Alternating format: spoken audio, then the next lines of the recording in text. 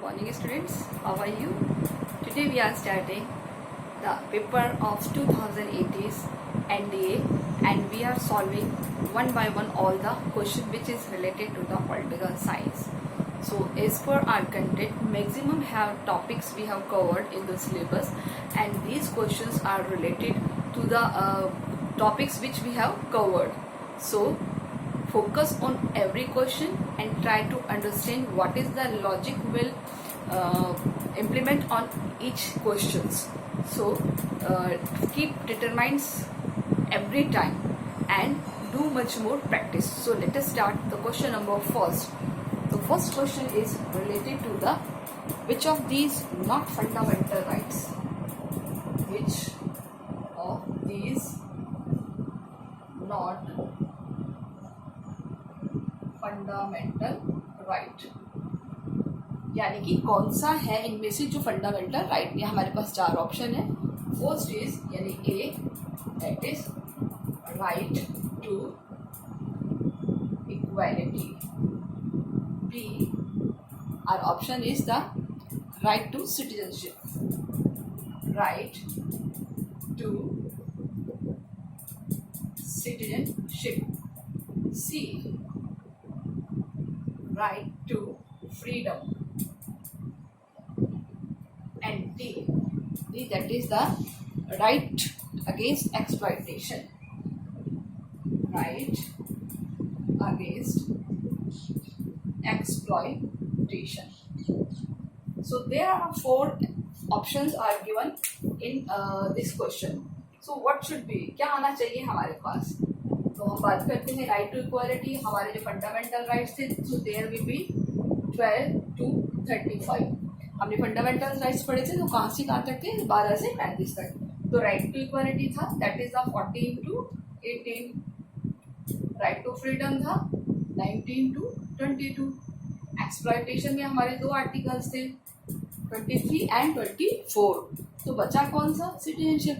तो सिटीजनशिप वाला जो हमारा ऑप्शन है यानी कि वो हमारे पास अवेलेबल नहीं है.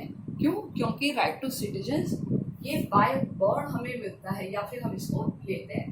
तो ये हमारा फंडामेंटल राइट्स कौन सा नहीं है? सिटीजनशिप. क्योंकि ये सिटीजनशिप वाला आर्टिकल जो आता है 5 to 11.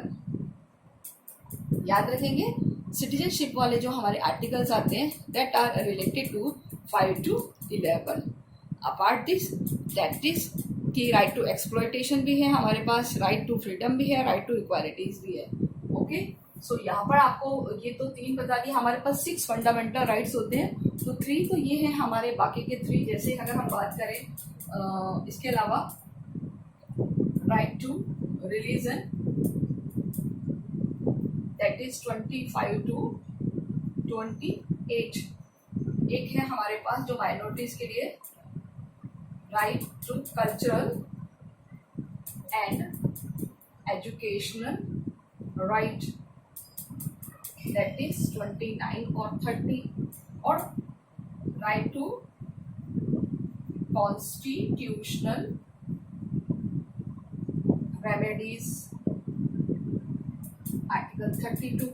तो देखिए ये हमारे पास सारे मेजर आर्टिकल्स आ गए हमारे, that is related to the fundamental rights. So यहाँ हमारा एक सीरीज अलग है. देखिए 12 से शुरू है हमारे फंडामेंटल राइट, ये सीरीज 11 तक की है. सो वी कैन से कि this is not a fundamental right. Okay student, so remember this fundamental right से जो रिलेटेड क्वेश्चन होते हैं वो आपके पास बहुत इंपॉर्टेंट होते हैं और वो आपसे रेगुलर पूछे जाते हैं. Okay, so our next question that is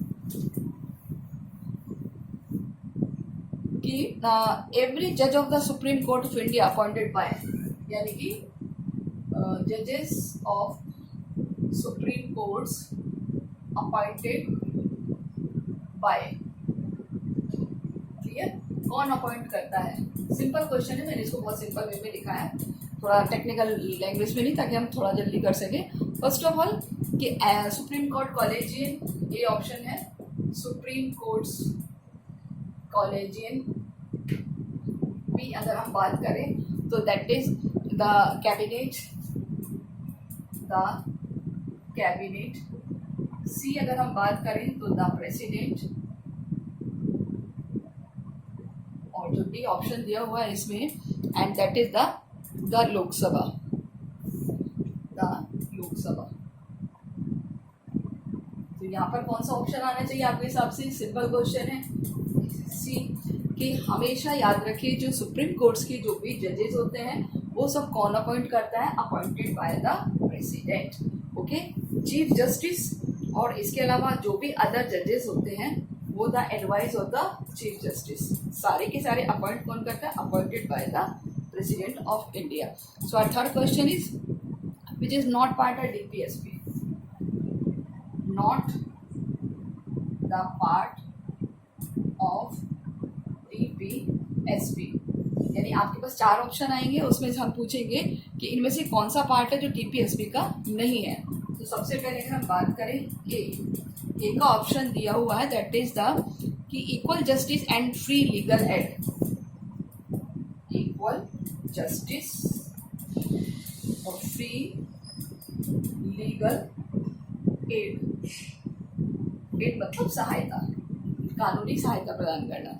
B है the protection monuments place and objects, protections monuments यानी कि जो भी हिस्टोरिकल बिल्डिंग्स है, मॉन्यूमेंट्स है, उनको प्रोटेक्ट करना, and the places object of national importance, places importance of national, इसको अपने लैंग्वेज में लिख लो, यानी कि जो नेशनल लेवल की इंपॉर्टेंस है उसके जो भी बिल्डिंग्स हैं, इमारतें हैं, उनको प्रोटेक्ट करके रखना। और हमारा जो सी ऑप्शन है that is declare protection of personal law, protection of personal law. और हमारा जो डी ऑप्शन है that is separation judiciary from executive, separation judiciary from executive. देखिए ये क्यों है, अब हम सबसे पहले बात करेंगे not the part of DPSP, यानी कि जो डीपीएसपी का पार्ट नहीं है। डीपीएसपी की full form everybody knows that the directive principle of the state policy, okay. So what will be, so there will be that is the कि not is the part of DPSP, DPSP का part कौन नहीं है? Equal justice और free legal aid, yes ये है हमारा। क्यों? क्योंकि हम हर किसी को क्या कहते हैं कि हर किसी को इक्वल माना जाएगा और उसको लीगल एड भी प्रोवाइड की जाएगी। प्रोटेक्शन मॉन्यूमेंट प्लेस, आर्टिकल क्या बोलते हैं डीपीएसपी में जो हमारा 36 to 51 था, फंडामेंटल हमारे 35 तक थे और यहाँ से हमारे जो शुरू होते हैं दैट इज द 36 to 51, और इसमें हम साफ कह सकते हैं कि ये that is related to the DPSP. तो इसमें भी हम बात करते हैं ये था।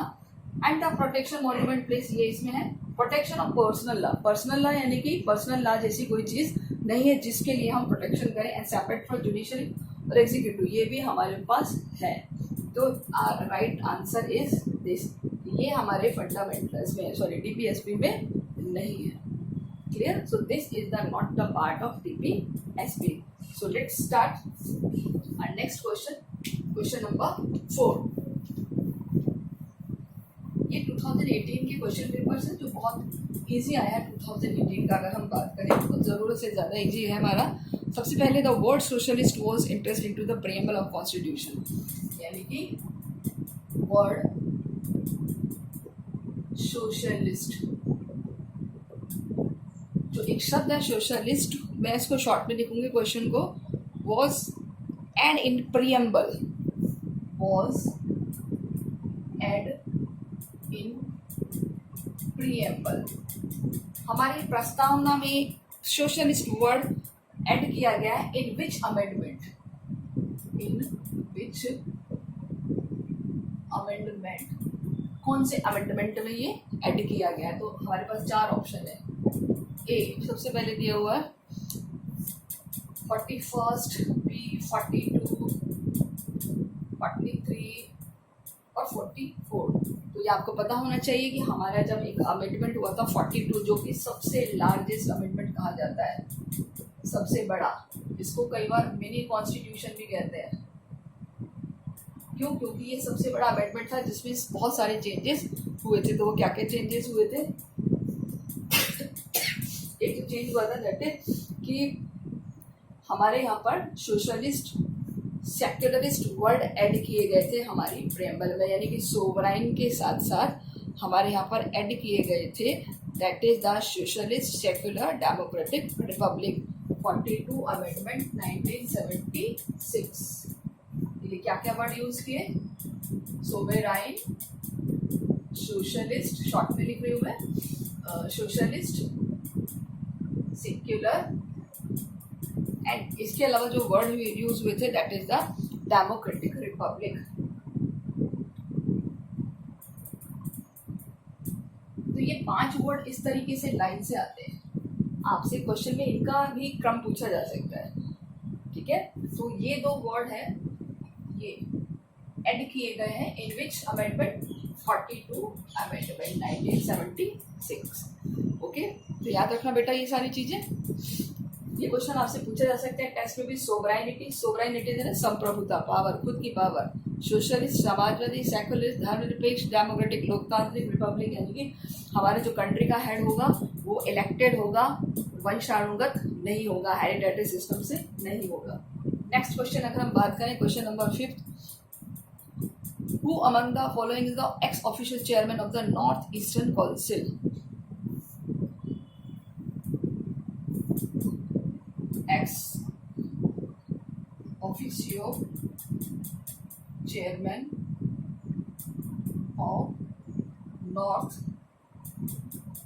Eastern council,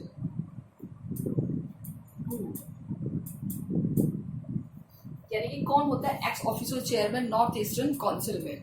okay, north eastern council यानी जो एक 8 स्टेट्स का ग्रुप है, उसमें नॉर्थ ईस्टर्न स्टेट का जो लीडर होता है वो कौन होता है? Ex officio chairman. तो यहाँ 4 ऑप्शन दिए हुए हैं। First president, B prime minister, B PM, C union home minister,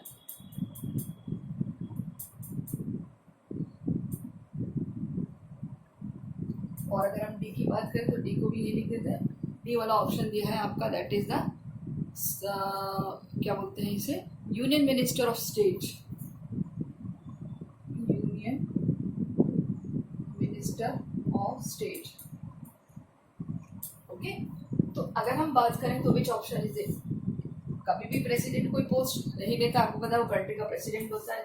PM जो सेंट्रल में लोकसभा मेजोरिटी होता है उसका हेड होता है। तो यहाँ पर हमारा जो आंसर है वो ये होगा, that is the C, the union home minister.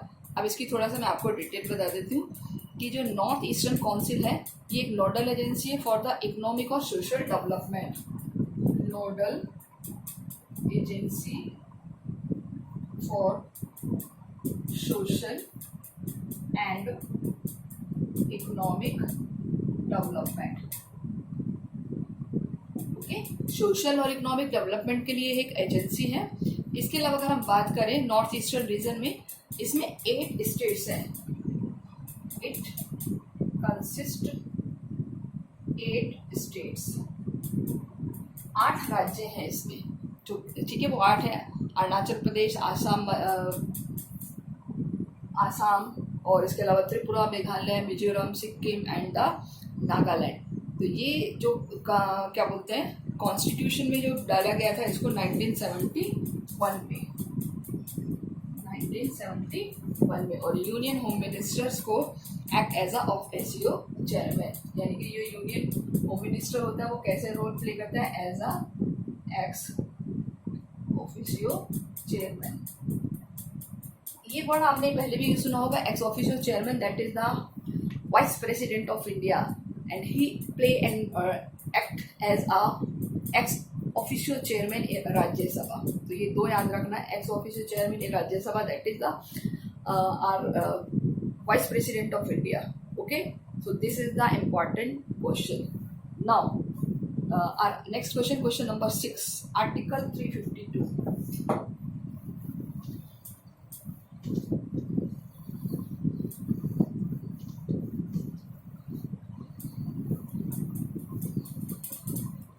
Yes, Article 352 contains provision related to, ये इमरजेंसी पावर से रिलेटेड है।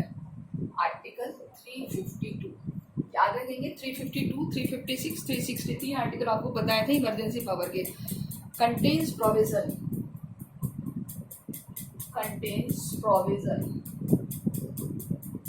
क्या प्रोविजंस कंटेन करता है? देखिए यहाँ हम बात करेंगे सबसे पहले कि फाइनेंशियल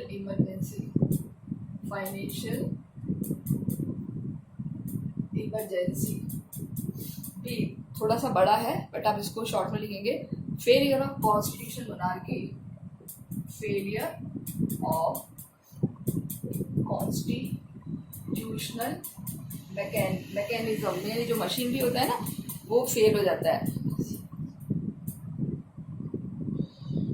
यानी सरकार का तंत्र फेल हो जाता है, मशीनरी इन स्टेट। सी अगर हम बात करें तो सी ऑप्शन दिया है, suspension of the enforcement of right to comfort the part third, suspension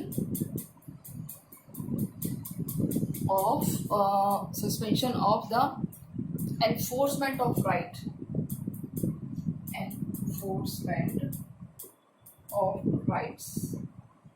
यहाँ हम शॉर्ट में लिख रहे हैं उसको क्योंकि ये हमारा आंसर नहीं है।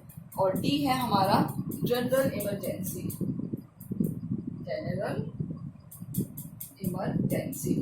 देखिए 4 ऑप्शन में से कौन सा आएगा। अभी हम लाइव होते तो हम बता सकते थे कौन सा आएगा। सबसे पहले हम सबसे पहले हम इमरजेंसी पावर के बारे में बात करेंगे। हमारे जो क्वेश्चन है वो किससे रिलेटेड है? Emergency power. क्लियर? तो हमारे यहाँ 3 इमरजेंसी पावर होती है, 352, 356, 360। ये याद रखना 3 होती है ये हमारे यहाँ emergency power. So that is 360, that is financial emergency, जो कि कभी भी नहीं लगी हमारे देश में।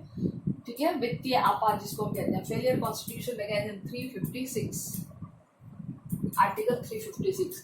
Suspension of the fundamental rights, fundamental rights को कब सस्पेंड किया जा सकता है?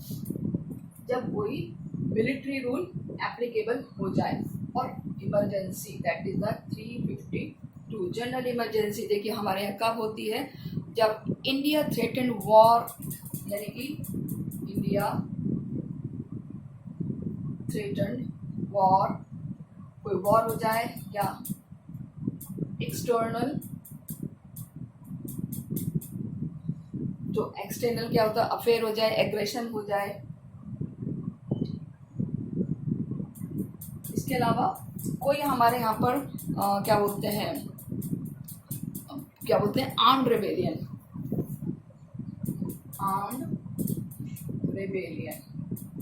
यानी सशस्त्र विद्रोह। उस कंडीशन में कौन सा होता है? General emergency. ठीक है, तो ये याद रखेंगे। The right answer is the general emergency, जो 352 से करती है। देखिए ये कब लगाया जाता है, मैं आपको फिर बता देती हूँ। जब हमारे देश में कोई ऐसी स्थिति हो कि देश में पूर्ण रूप से अशांति हो गई हो, पीस खत्म हो गई हो, वॉर जैसी सिचुएशन हो गई हो, बाहरी कोई ताकत हम पर हमला करना चाहती हो, या कोई आम सशस्त्र विद्रोह हो गया है किसी बाहरी ताकत के द्वारा या हमारे ही देश में कहीं पर, तो एक जनरल इमरजेंसी लगाई जाती है जिसको कहते हैं आर्टिकल 352। ओके, तो ये आपको याद रखना है। Now we will discuss about the next question.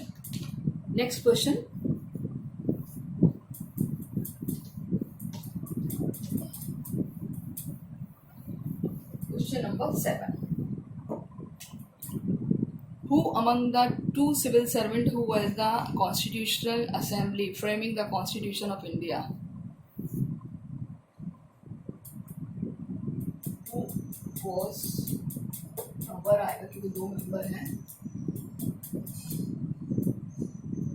Member of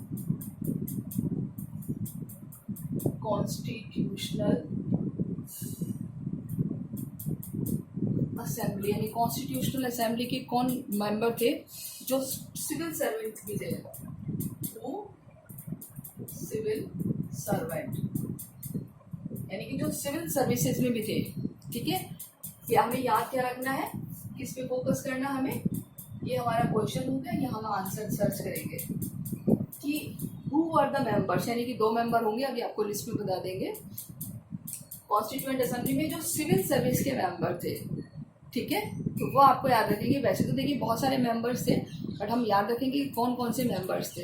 तो सबसे पहले आपके पास ऑप्शन में है B N Rao, A option, B N Rao oblique कोई क्या दिया हुआ है इसमें, के M Munshi, K M Munshi. B option, देखिए बी ऑप्शन में क्या दिया हुआ है, एस एन मुखर्जी और अल्लादी कृष्णन अय्यर, एस एन मुखर्जी और अल्लादी कृष्णन अय्यर, ठीक है, अल्लादी कृष्णन अय्यर। सी ऑप्शन में दिया हुआ है B N Rao plus S N Mukherjee, clear. And D option K M Munshi and इसके अलावा जो दिए हुए हैं दैट इज द ए के अय्यर। अब हमें देखिए याद रखेंगे B N Rao as a legal advisor भी थे हमारी कॉन्स्टिट्यूएंट असेंबली के, तो हमें याद रखना है B N Rao was the legal advisor, संवैधानिक सलाहकार भी थे। इसके अलावा जो बाकी पर्सन थे हमारे ये ड्राफ्टिंग कमेटी में भी थे, चाहे अल्लादी कृष्णन अय्यर हो, के एम मुंशी हो, क्लियर। तो S N Mukherjee and the B N Rao is the right answer, those belong to the civil service at the time of constituent assembly when their constitution was framing, जब हमारा कॉन्स्टिट्यूशन बनाया जा रहा था तब ये दोनों मेंबर थे कॉन्स्टिट्यूएंट असेंबली के और सिविल सर्विस से जुड़े हुए थे। Okay, so next question we will see, ये लिख देते हैं क्वेश्चन, क्वेश्चन नंबर 8। देखिए, which members of the Constitutional Assembly the proposed resolution the national flag of India as with the horizontal color, horizontal tricolor of saffron white, dark green and equal proportion with the wheel और navy fort। मतलब कि देखिए मैं आपको बता देती हूँ, question बहुत बड़ा लिखना पॉसिबल नहीं है, लेकिन हम इसको शॉर्ट में लिख के चलते हैं कि हमारा जो एक इसको इस तरीके से बनाते हैं कि which member of constituent assembly, which member of constituent assembly change in national flag, जिन्होंने नेशनल फ्लैग में चेंज के लिए रिकमेंड किया था, वो चेंज किया था कि हॉरिजॉन्टल होना चाहिए, ठीक है, और इसके अलावा हॉरिजॉन्टल के साथ ट्राई कलर 3 कलर होना चाहिए, सैफरन वाइट और डार्क ग्रीन, और इक्वल प्रोपोर्शन यानी कि इक्वल उनका एक पैरामीटर होना चाहिए, with the wheel at navy blue in centre, navy blue colour का व्हील हो और सेंटर में हो वो व्हील। अब देखिए इसको हम कैसे लिखेंगे, कौन से पर्सन थे। सबसे पहले ऑप्शन देखिए, A Jawaharlal Nehru, B B R Ambedkar, C यही ऑप्शन दिए हुए ना, डॉक्टर राजेंद्र प्रसाद,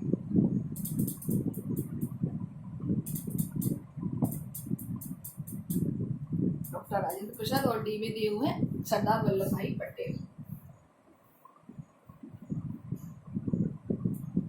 ओके, तो इसका ऑप्शन मैं आपको बता देती हूँ, डॉक्टर राजेंद्र प्रसाद। इन्होंने क्या किया था, देखिए एक हमारा जो क्या बोलते हैं एक फ्लैग तैयार हुआ था, doctor Rajendra Prasad change the national flag, few modification, flag adopted in 1931, यानी कि फ्लैग ऑफ 1931, जो 1931 में हमने एक फ्लैग लिया था, वॉज अडॉप्टेड एज अ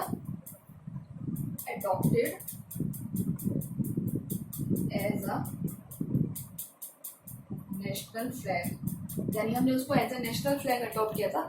अब डॉक्टर राजेंद्र प्रसाद ने उसमें क्या करा था, कुछ माइनर चेंज के लिए रिकमेंड किया था, और वो चेंज क्या थे कि रिप्लेस चरखा, यानी उसमें पहले क्या था, रिप्लेस चरखा। चरखा जानते हो ना, जब गांधी जी जिससे सूत काटते थे, वो जो फ्लैग पे कई जगह पहले बना हुआ था, गांधी जी ने इसको बनाया था। तो रिप्लेस चरखा, उसकी जगह क्या ऐड कर दिया, व्हील।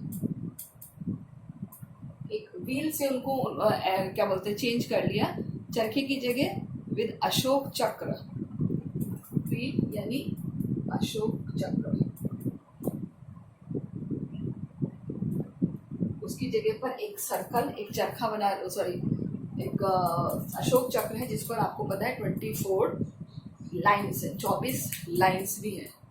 ओके, तो हमारा जो नेशनल फ्लैग है, आप देखते हो ऊपर सैफरन है, बीच में वाइट है और नीचे ग्रीन है। So every colour have represent their significance, just like a saffron colour, यानी जिसको केसरिया कलर कहते हैं, significance the sacrifices and the braveries, यानी कि जिन्होंने हमारे देश के लिए बलिदान दिया है, जिन्होंने हमारे देश के लिए वीरता दिखाई है। White is the significance of the peace and the purity, कि हम आज भी पाक है, हमारी हम बिलीव करते हैं शांति में।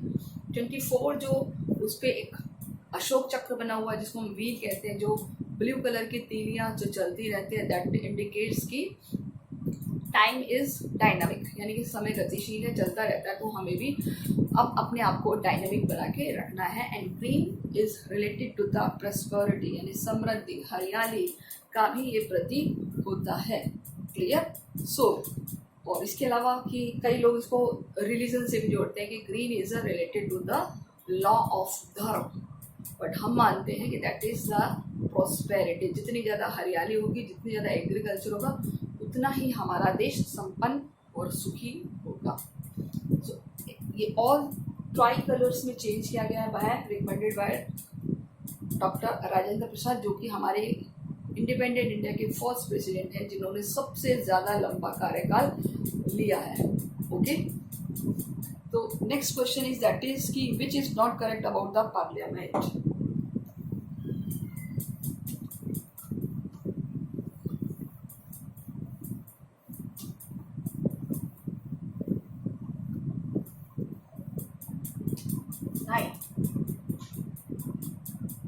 Which is not correct about the parliament,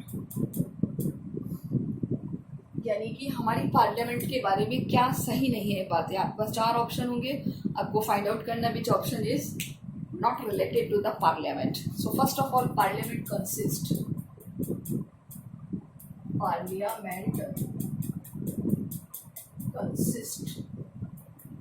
with president, लोक सभा एंड राज्यसभा, यानी कि हमारी पार्लियामेंट के 3 हिस्से हैं, 3 अभिन्न अंग हैं, 3 पार्ट हैं, प्रेसिडेंट, लोकसभा, राज्यसभा। ये बात सही है या नहीं सही है? बी वाला देखिए क्या कहता है, B recommend there is no nominated member in Lok Sabha, there is no member nominated in लोक सभा। ठीक है, सी देखिए क्या रिकमेंड करता है, C recommend that is the ही हो क्या बोलते हैं कि Rajya Sabha can not be dissolve, Rajya Sabha can not be dissolve, Rajya Sabha को भंग नहीं किया जा सकता। एंड 4th चीज देखते हैं क्या कहते हैं, some members of Rajya Sabha are nominated by president, some members of Rajya Sabha are nominated by president. देखिए यहाँ पर आप मान के चलिए, यहाँ पर आपके 4 अलग अलग क्वेश्चंस भी प्रिपेयर हो रहे हैं। देखिए कैसे प्रिपेयर हो रहे हैं। फर्स्ट ऑफ ऑल कि parliament consist president and the Lok Sabha और राज्यसभा। कहाँ लिखा है ये कि पार्लियामेंट का निर्माण राष्ट्रपति, लोकसभा और राज्यसभा से होगा? कहाँ लिखा है ये? That is the article number 79, which is article 79। जब हमने लोकसभा राज्यसभा पढ़ा था तो आपको ये बताया था, आप देखिए आपने नोट्स में आपको ये मिल जाएगा। There is no nominated member in Lok Sabha, ये गलत है। क्यों? क्योंकि नॉमिनेटेड होते हैं, यस, नॉमिनेटेड बाय प्रेसिडेंट, कितने? 2 मेंबर्स इन लोकसभा, यानी प्रेसिडेंट 2 मेंबर्स लोकसभा में क्या बोलते हैं नॉमिनेट करता है। कौन सी कम्युनिटी? Anglo Indian community.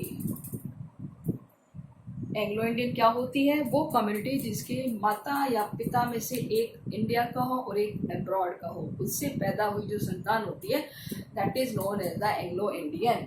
सो 2 ऐसे मेंबर्स को नॉमिनेट करता है प्रेसिडेंट लोकसभा में। Rajya Sabha can not be dissolve, yes ये सही है, राज्यसभा को कभी भी डिसॉल्व नहीं किया जा सकता। डिसॉल्व कौन होती है? लोकसभा। लोकसभा को भंग किया जा सकता है with the recommendation of prime minister. जब प्राइम मिनिस्टर रिकमेंड करेगा प्रेसिडेंट को तो Lok Sabha can be dissolve, Rajya Sabha not, is because Rajya Sabha is a upper house, permanent house, उच्च सदन है, परमानेंट सदन है, स्थायी सदन है, जबकि लोकसभा अनिश्चित है, अस्थायी सदन है, निम्न सदन है, लोअर हाउस है। तो ये हमें याद रखना है, क्लियर?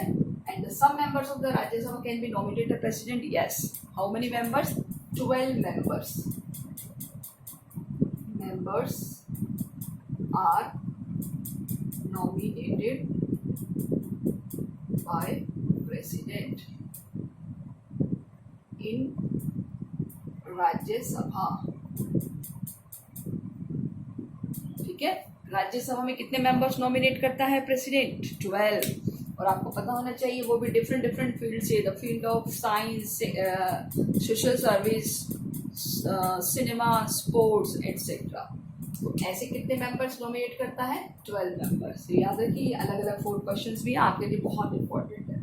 तो इसमें हमारा जो राइट आंसर क्या होगा, ये कि ये गलत है कि लोकसभा में एक भी मेंबर नॉमिनेट नहीं होता, क्योंकि हमारा क्वेश्चन क्या है, which is not correct about the parliament. Parliament के बारे में सही क्या नहीं है, यही कि लोकसभा में कोई भी मेंबर नॉमिनेट नहीं होता। तो यहाँ पर हम बता दें आपको 2 मेंबर एंग्लो इंडियन कम्युनिटी से नॉमिनेट होते हैं by the president. Okay, next question, question number 10।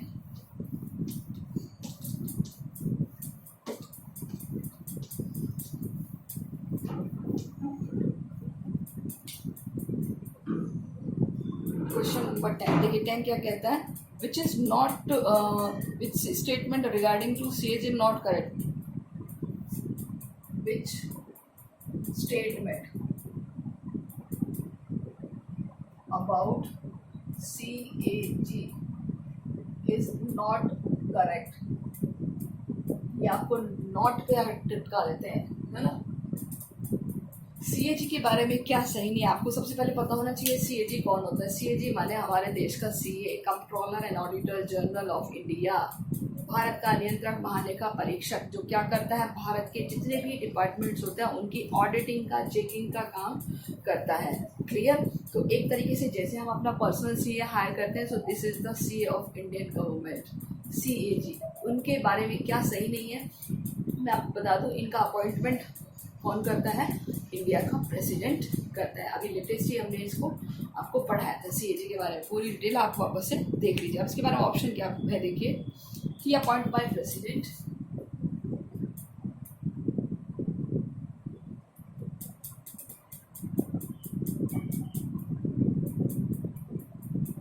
B option क्या कहता है, remove from office some, remove from office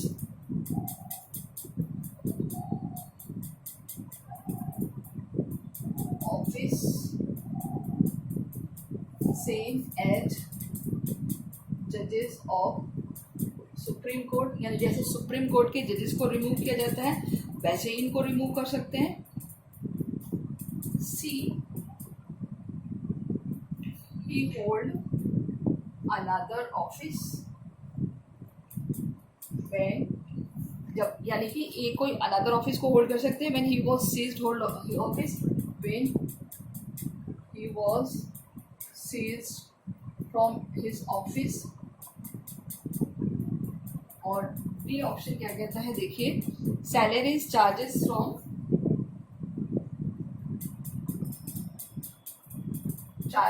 from consolidated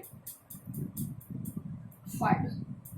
consolidated fund in the sense Bharat की संचित निधि, भारत का जो राष्ट्रीय खजाना है, संचित निधि है, वहां से जाती है इनकी सैलरी। अब इनके बारे में कौन सी चीज़ सही नहीं है, आप खुद ही बताइए। अभी अभी आपको जैसे मैंने बताया, ये appointed by the president, yes. Remove from office as a supreme court जज, यानी कि उनको भी उनके पोस्ट से हटाया जा सकता है whenever some unethical practice, whenever some illegal work, okay. Salary charge from the consolidated fund, यानी कि जो भी उसका सैलरी जाएगी सीएजी की, वो भारत के राष्ट्रीय खजाने में से जाएगी। एग्जैक्ट, बहुत सारे लोग हैं जिनकी सैलरी कहाँ से जाती है, भारत के कंसोलिडेटेड फंड से जाती है। अब हम बात करते हैं ही ऑल्सो अनदर, क्या वो दूसरे ऑफिस में रह सकता है, यानी कि अगर वो काम कर रहा है तो क्या और ऑफिस को वो में ज्वाइन कर सकता है, या वहाँ पर वो एज अ वर्किंग काम कर सकता है? No. So this is the answer. क्योंकि हम जानते हैं कि किसी भी पोस्ट को कि कोई होल्ड अनदर ऑफिस में होल्ड नहीं कर सकता, okay. So these are the question that is related to the paper of 2018. In previous video, in the revision of the papers, so we have clear about the 2019. उसमें आपके पास जो proportion था, I think बहुत कम था। यहाँ आपके 10-12 questions हैं। So आप सारे questions को बहुत अच्छे से carefully learn कर लीजिए, और इसके अलावा जो भी आपको वीडियो लेक्चर्स नोट्स बताए हैं वो आप बहुत अच्छे तरीके से प्रिपेयर कर लीजिए। आई होप कि आपको बहुत लिमिटेड टाइम में बहुत ज़्यादा प्रिपरेशन करनी है, but don't worry, it is the part of life, it is the part of success, ठीक है। So whenever we want to success in any in our life, so hard work तो चाहिए ही चाहिए, है ना। So don't worry, your result will be positive, सबका बहुत अच्छा रिजल्ट होगा। So take care about your preparation. So don't waste your time, utilize maximum of time. So next video में हम next paper के साथ मिलते हैं, next content के साथ मिलते हैं। Till then, take care and goodbye. अपना ध्यान रखिए, पेपर की प्रैक्टिस करते रहिए, ओके। अगर फिर भी कोई डाउट हो आपको तो आप टाइम टू टाइम उसके लिए हमसे कंसल्ट करते रहिए। कहीं कोई प्रॉब्लम आती है तो हम आपके लिए अवेलेबल हैं, ओके स्टूडेंट्स, गुड बाय।